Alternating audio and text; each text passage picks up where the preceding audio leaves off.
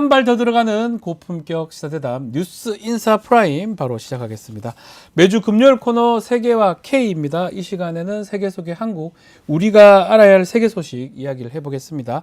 문희정 평론가, 알파고 기자 두 분 나오셨습니다. 안녕하십니까? 안녕하세요. 자, 중동 얘기 해보죠. 바로 해야 됩니다. 중동 상황이 좀 심각해 보입니다. 헤즈볼라 지도자 하산 나스랄라 지금 암살됐습니다.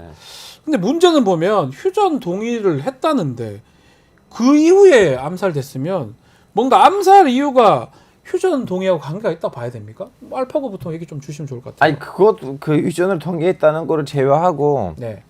결론적으로 이스라엘을 제일 개망신시켰던 조직이 헤즈볼라였어요. 헤즈볼라니까. 근데 그렇다고 죽여버립니까 그냥? 예. 아니 이제 결론적으로는 그 분석을 해보면 헤즈볼라 이렇게 이스라엘하고 중동에서 네. 나름 좀 약간 전략적인 위치에 앉게 된 이유는 딱 봐도 하산 나살라의 리더십이었어요. 하산 나살라 암살을 처음 당한 것도 아니에요. 예전에 3번 당했었는데 살아남았거든요. 네. 4번째 거예요. 4번째 당한 거다. 네. 그래서 지금 이스라엘 보기에는 뭐 물론 이란은 다 싫긴 하지만 그래도 이 저항의 충이라고 하는 이란의 대리 세력들 있잖아요. 네. 이 대리 세력들을 중동에서 관리하고 좀 약간 전략적으로 움직인 데 있어서 헤즈볼라는 신의 한 수 역할을 했고 헤즈볼라 이렇게 보통 레바논 인구의 20%만 시아파이고 30%만 시아파이고 그 중에서도 모든 시아파들은 헤즈볼라 측이 아니에요. 시아파들 자기 안에서 좀 분란돼서 아말 따로 있고 헤즈볼라 따로 있고. 근데 이렇게 또 이렇게 비주리의 집단이 이렇게 레바논은 기본이고 중동에서 그 자리에 앉는 이유는 딱 봐도 헤즈볼라의 그 하산 나살레 그 전략 전술 덕분이거든요. 저도 그분을 잘 몰랐었는데 이번 전쟁 계기로 그분의 모든 연설들을 하나씩 모니터링 해보니까 좀 중동 사람 같지 않은 모습들이 있어요. 예를 들면 지난번에 비비 공격 사태 때도 보통 중동 사람이라면 그냥 상대방이 욕을 했는데 그 사람이 그 영상에 나와서 이 말했어요. 오케이 인정해요. 우리는 큰 방심을 했고 이스라엘 우리한테 진짜 제대로 공격했다. 뭐 이런 식으로 그런 얘기 안 한다는 거죠. 네, 원래 안 하잖아요. 그래서 이스라엘 보기에는 이 사람 일단 헤즈볼라를 다 없애야 되고 히즈볼라 없애야 되면 이 사람 무조건 가야 돼요. 왜 하마스랑 같은 느낌 아니야? 하마스에서는 지도자를 없애도 다른 지도가 오고 하마스는 안 변하거든요. 네. 근데 헤즈볼라에서는 하산 나살라 제거되면 확실히 헤즈볼라는 달라질 거예요. 네. 옛날만큼 그 힘지 있지 말씀대로라면 암살 계속 당했으니까 죽을 거 죽었다 이렇게 해석가 맞는지 모르겠네요. 어떻게 보십니까? 그 지난 7월 31일에 왜 이란 테헤란에서 이란 대통령 취임식에 참석했다가 폭살당한 이스마일 하니에 있잖아요. 그렇죠. 하니에도 사실 하마스에서는 굉장히 리더십을 가진 사람이었고 드물게 굉장히 대화를 추구하는 사람이었어요. 그러니까요. 그 자꾸 휴전하려는 사람은 자꾸 죽는 모습이잖아요. 지금 그렇죠. 이게 그냥 계속 반복되니까. 그 헤즈볼라라는 조직이 1982년에 만들어졌는데 처음에 무장 조직으로 만들어졌죠. 그리고 10년 뒤인 1992년부터 나스랄라가 이제 최고위직에 올라가지고 수장을 그러니까요. 엄청 젊은 나이에 수장에 올랐거든요. 예. 근데 그때부터 헤즈볼라가 뭘 했냐면 저는 굉장히 현명하게 움직였다고 생각하는 게 우리가 흔히 무장 조직하면은 진짜 말 그대로 딱 어떤 테러나 저지르고 군대 조직처럼 딱 그 조직만 있다라고 생각을 하잖아요. 근데 헤즈볼라는 착각을 하면 안 되는 게 뭐냐면은 제가 정치 세력이라고 계속해서 이야기를 하는 것 중에 하나가 뭐냐면 이들은 단순히 전투만 하는 조직이 아니라는 거예요. 그 인근 지역 사회에 어마무시하게 경제적인 영향력도 미친다는 겁니다. 그렇군요. 병원, 학교, 시민단체의 역할까지 얘네가 다 해버리는 거예요. 헤즈볼라가, 그러면 그 지역에서는 사실 레바논은 원래 정부가 통합되지 않았어요. 만들어질 때부터 종교적으로 나뉘어져 가지고 분점을 하고 있는 상황에서 통합적인 정책이 이루어지지 않고 정부가 신경을 못 써주는 부분을 그 지역에 헤즈볼라라는 정치 세력 자체가 들어와 가지고 이 사람들한테 일자리도 제공하고 병원도 갈 수 있게 해주고 복지 혜택 같은 것도 제공을 해주면 당연히 심정 정상적으로 내가 이 지역에서 나고 자라고 계속 살아갈 거면 헤즈볼라화 될 수밖에 없는 거예요. 그러겠네요. 예. 그 시점으로 사실 보셔야 되는 거예요. 이거는 정치적 조직이다. 내각의 투명 장관이 헤즈볼라예요. 그러니까요. 레바논의 장관 2명이 헤즈볼라다. 네. 자, 지금 이스라엘이 지금 레바논 수도 공격도 하고 또 압박을 더 하는 모양새인데. 근데 베이룻을 때리는 이유가 뭐냐면 왜 때립니까? 베이룻 남쪽에 나히에이라는 동네가 예. 있어요. 나히에. 그 나히에는 이제 그 공항에 붙어 있는 동네인데 거기는 이제 헤즈볼라의 베이룻에서의 자기 본거지라고 해야 되나 그런 아. 데고 이제 그 헤즈볼라가 운영하고 있는 알마나 TV 있어요. 그 방송국 그리고 알악바리라는 신문사가 있는데 다 그 방송국하고 신문사의 이제 본사들도 그 나히에에 있고요. 예. 그러다 보니까 이제 핵심적인 인물들은 거기 와서 많이 해야 한단 말이죠. 네. 그래서 그 리더 계층을 제거하는 데 있어서는 자꾸 나히에를 때려야 되고 때릴 수밖에 없고. 네. 그러니까 다이의 독트린이라고 얘기를 하는데 거기를 초토화시키는 거예요. 아, 거기만. 네. 기반 시설과 인프라를 아하. 아예 싹 그리 없앤다. 예. 예, 그런 의미로 보시면 될 것 같습니다. 자, 그거 말고도 지금 이란하고 이스라엘도 계속 지금 정말 레바논도 문제라기보다 하여튼 지금 계속 중동에서는 특히 이란하고 이스라엘이 보복, 재보복. 그렇죠. 지금 최근에 이란이 200여 발의 탄도미사일을 발사를 했습니다. 이스라엘로. 어떻게 봐야 됩니까? 뭐 이런 얘기도 있습니다. 서로 평판을 좀 중요시 여기다 보니까 어쩔 수 없이 하는 측면도 있다. 이런 해석도 있는데 동의하십니까? 아니 이게 이란 입장에서는 네. 지금 딱 어떤 상황이냐면은 진짜 이란도 죽겠는 상황인 거예요. 왜냐하면은 제가 적나라하게 말씀드리면 네. 이란은 저항의 축을 이끌고 있는 나라잖아요. 그렇죠. 큰형님이란 말이에요. 제일 큰형님이요. 큰형님이에요. 저기서. 예. 네. 근데 죄송해요. 그러니까 트리키 사우디는 뭐 아니, 근데 이스라엘하고 하진 않으니까. 시아파 맹주고 예. 아, 오케이, 저항의 시아파 축을 맹주. 이끄는 이스라엘하고 하지 않으니까 예, 트리키와 예. 사우디는. 그렇죠. 저항의 축을 이끄는. 에르도안도 말로 해요. 입만이죠, 입만. 말로만. 에르도안은 입만 그래요. 그러니까요. 실질적으로 하마스에 1,000억 원이 넘는 돈을 매년 지원을 하고 있는 나라가 이란이고 헤즈볼라를 지원하고 시리아에서도 이란이 영향을 미치고 이라크에서 있는 친이란 민병대도 사실 이란이 지원을 하고 거기를 저항의 축이라고 이야기를 하거든요. 근데 잘 생각해 보시면 7월 31일에 한의회가 폭살당했을 때 이란이 아니 본토에서 자기 나라 한복판에서 죽은 거 아니야? 안가에서. 정말 안가에서 왜 안가에서 그냥 죽은 거 아니에요? 타격당한 거 아닙니까? 그럼 이란은 엄청나게 자존심에 상처를 정말? 입은 거고 중간이 뚫린 거잖아요. 그렇죠. 그럼 바로 즉각적으로 보복을 했었어야 되는데 우리 보복할 거야.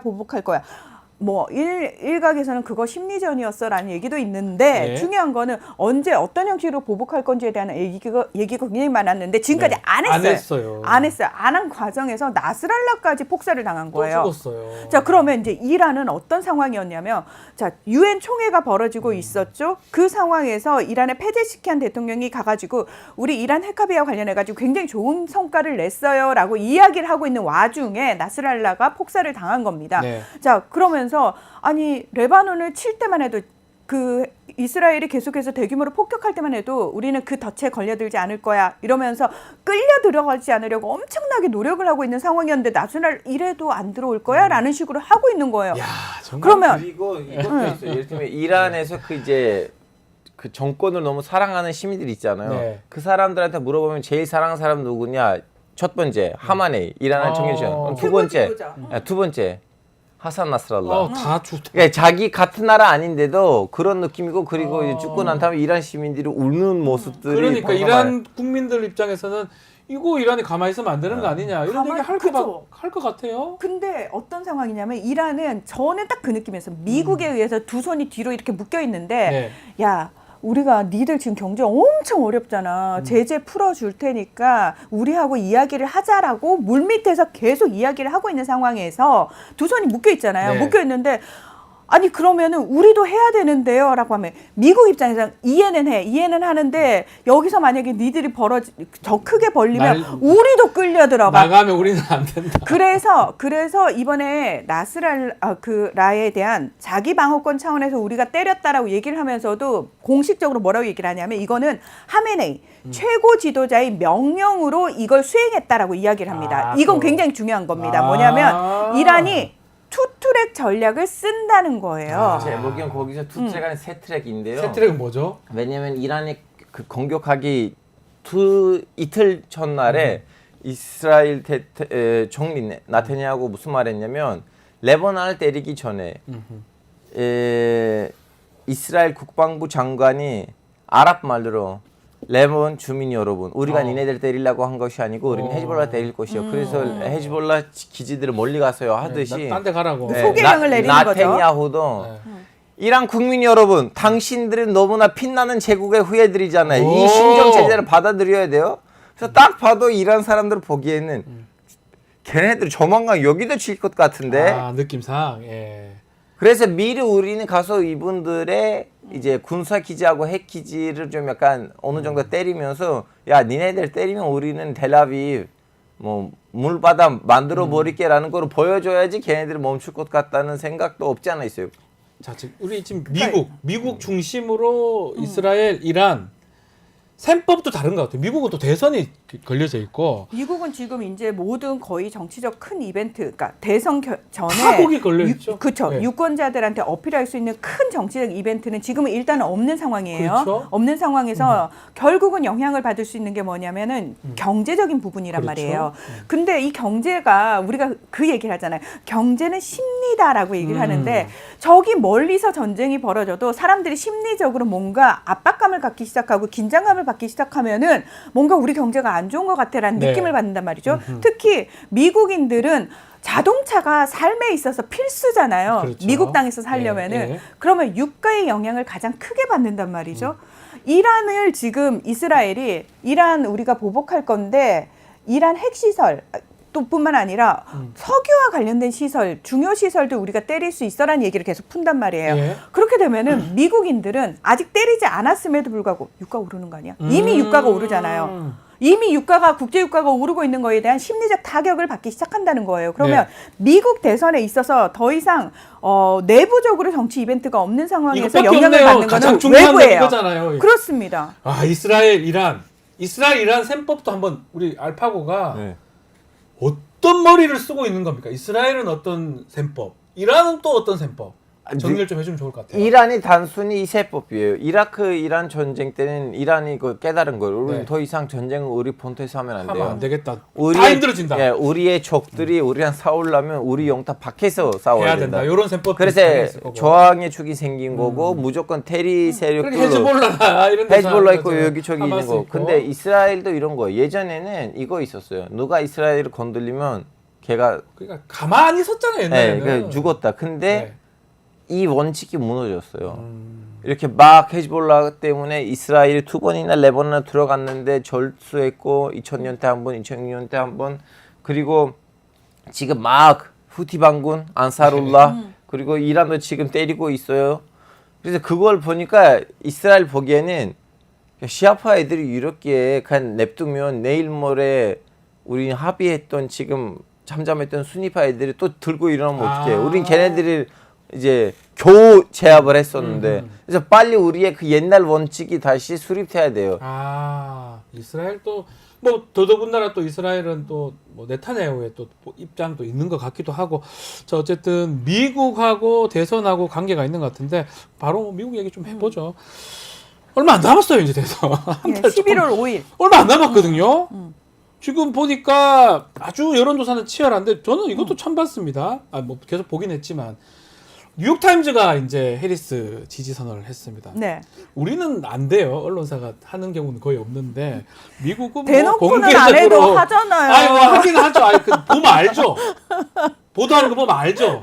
근데 지지 선언 하진 않죠. 네. 사실은 어떻게 봐야 됩니까? 네. 아니 뭐 미국 주류 언론이 사실 대놓고 폭스뉴스를 제외하고는 거의 대부분 민주당 지지하는 그런 쪽이잖아요. 것 같아요. 예. 예. 근데 이제 뉴욕타임즈가 이렇게 대놓고 지지 선언을 한 거는 제가 봤을 때 굉장히 똥줄이 탔다. 속된 표현으로 지금 굉장히 좀 급하구나라는 걸 상황이 저는 어렵다. 예, 저는 개인적으로 그렇게 느꼈습니다. 그렇군요. 왜냐하면 어허. 이제 해리스 컨벤션 효과가 이제 끝나면서 제가 늘 말씀드립니다만 네. 해리스 정책으로 승부해야 된다라고 얘기를 하는데 해리스 정책이 사람들한테 별로 와닿는 게 없어요. 그러니까요. 예, 그리고 경합주에서는 그러니까 전체 여론조사에서는 말 그대로 호감도잖아요. 네. 그러면은 트럼프라는 극우보다는 해리스가 뭔가 조금 더 합리적으로 보이니까 해리스에 대한 지지가 높게 나와요. 그런데 중요한 거는 경합주에서 선거인단을 가져와야 되는 그 선거 시스템에 비춰봤을 때 경합주에서 그럼 어떠냐? 트럼프가 다 앞서고 있다는 거예요. 뭐 선벨트, 트럼프가- 러스트벨트에서 이겨야 될 거 아니에요. 트럼프가 다 앞서고 있다는 예. 얘기가 나오고 있다라는 거죠. 주류 언론이 앞다투어 해리스 민주당 쪽을 계속 밀어주는데도 불구하고 그 분위기를 계속 풍기는데도 불구하고 해리스가 완벽하게 우위를 점하지 못하고 있는 상황이잖아요. 그런 상황이다. 그래서 네. 뉴욕타임즈까지 나선 건데 넷플릭스 회장도 지금 해리스 지지했습니다. 그러니까 넷플릭스 중요한- 구독 취소 떨어져 버렸어요. 다.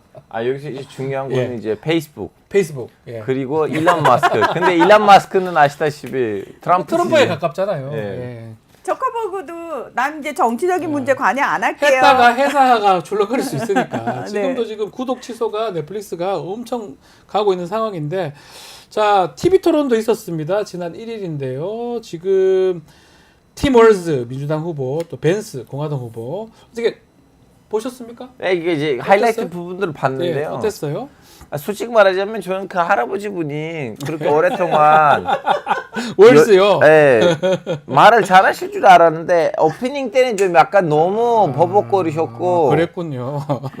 그리고 이제 뭐라 해야 돼? 뭐 물론 이제 낙태를 설명 잘했어요. 그거는 네. 인정을 해야 되는데 그냥 나머지는 너무 흐지부지하게 지나갔고 오히려 벤스는 야 다음에 대선 때 내가 후보라 좀 나와도 되겠나는 그런 그림도 나왔어요. 그런 그림이 나왔다. 일단 어떻게 뭐, 보셨어요? 네, 네. 전반적으로 사실 정책 대결로 갔고 그래도 진짜 토론다운 토론 오래간만에 봤다 뭐 이런 얘기들 많이 나오고 있는데 저는 사실 보면서 처음부터 사실 벤스가 기본만 해주면 유리한 토론이었다고 생각하는 게 뭐냐면 그러니까. 일단 벤스는 트럼프하고 엮여있기 때문에 저 사람 이상한 사람이야라는 그렇죠. 그 편견을 가지고 보게 그 되잖아요. 편견만 뺄 수 있는데요. 그렇죠. 그 편견만 뺄 수 있으면 예, 좋은데 그런데, 제가 오. 봐도 월즈는 그냥 동네 아저씨, 동네 아재였잖아요. 근데 동네 아재가 말을 잘하면 얼마나 잘하겠습니까? 네. 근데 동네 아재라는 호감도가 이만큼 높은 상황에서 진짜 아재의 모습을 보여버리고 중간에 약간 흥분하셔서 얼굴 빨개지시거든요. 그렇죠. 맞아요. 그 모습 보니까 이렇게 되는데 벤스는 시종일관 되게 젠틀해 보여요.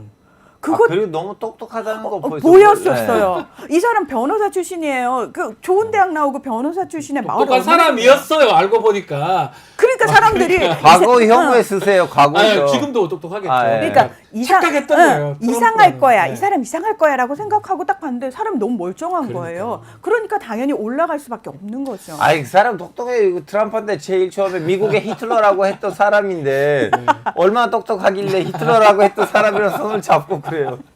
자, 이제 한 달 남은 미국 대선의 변수 있습니까? 전쟁들. 전쟁들 막 다들 똑같은 얘기입니다. 중동 전쟁이에요. 그리고 우크라이나 전쟁. 네, 이게 전쟁. 어떻게 진행에 대해 따라서 그리고 한국 네. 언론 나왔는데 어제 러시아가 드디어 그 먹으려고 했었던 볼로스키인가 도시 네, 이름이 예. 그건 우크라이나로부터 뺐었어요. 음, 그래서 그 미국 대선까지는 우크라이나 러시아 전쟁도 끝으로 좀 약간 무슨 현상이 나오면 또 큰 영향을 미칠 겁니다. 자, 어떻게 보십니까? 네, 저도 결국은 지금 이 모든 상황이 정권을 잡고 있는 쪽에 유리하게 흘러가지 않고 있다. 그렇죠. 상황이 내부적으로 틀어지면 정권을 잡고 있는 사람이 불리해져요. 그럼요. 계속. 내부적으로 일단 47년 만에 부두 노동자 파업이 네. 지금 크게 일어나고 있고 그다음에 남부 지역으로 허리케인이 장난 아닙니다, 지금. 엄청나게 지금 핥히고 갔잖아요. 이거는 일단 정권을 잡고 있는 쪽에 수습해야 되는 문제거든요. 그러니까요. 이거 사실 이런 재난이 터졌을 때 완벽하게 수습을 하는 모습을 보이기가 쉽지 않잖아요. 어려워요. 예. 트럼프도 지난번에 안 될 때 지금 뭐죠? 코로나 때문에 사실 영향이 있었던 거거든요. 그러니까요. 그래서 저는 집권 세력이 불리하다는 거잖아요. 집권 세력이 어쨌든 불리할 수밖에 없는 상황에서 트럼프는 계속 비판만 하면 되는 거거든요. 욕만 하면 되거든요. 본인은 정권을 일단 안 잡고 있으니까. 시간이 가면 갈수록 지금 상황에서는 알 수는 없지만 트럼프가 불리할 건 별로 없다. 그래서 트럼프 편 들잖아요. 저 예?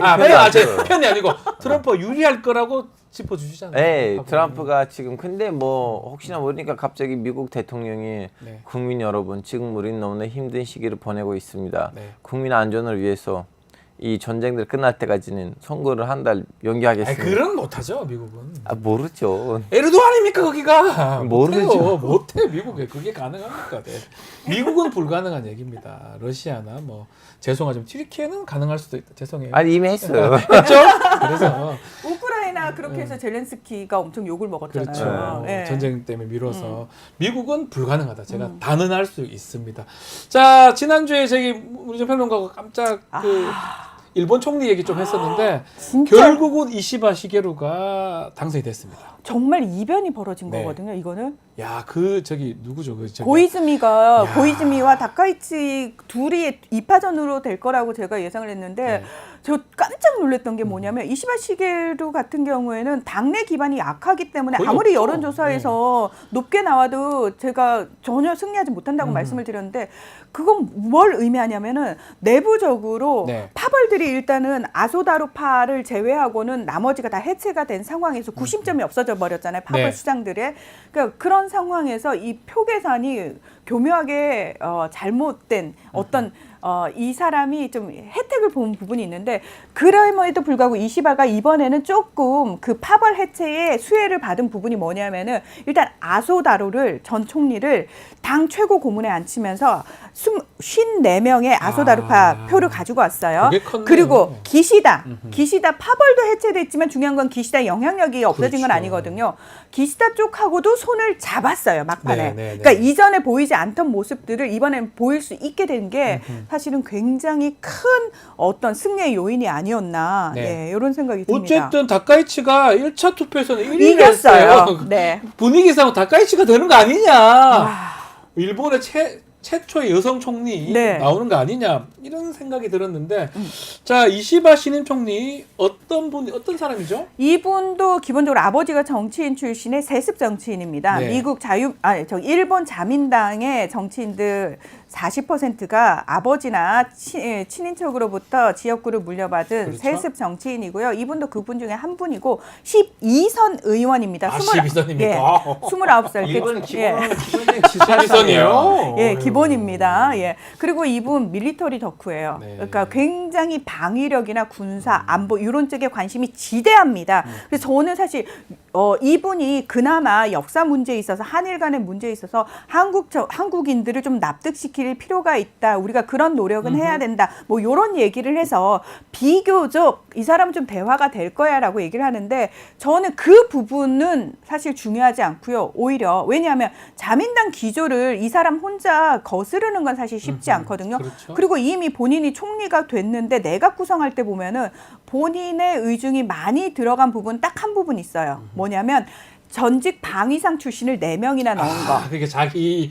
그 관심사가 딱 그거예요. 그래서 이 사람은 뭐 아시아판 나토 창설이라든지 일본의 방위력 강화라든지 자위대를 헌법에 명기해야 된다. 이런 얘기들 보면은 안보라든지 외교, 뭐 또 국방 이런 쪽에 있어서는 상당히 강경파기 때문에 아하. 저희가 뭐 그렇게 큰 기대를 할 수 있는 부분은 없다라는 걸 먼저 말씀을 드리고 싶고 일단 제일 중요한 건 우리가 윤석열 대통령이 계속해서 그 자리를 지키고 있는 한 한일 관계가 역전이 된다거나 또는 합리적인 수준으로 간다는 걸 기대할 수는 없겠죠.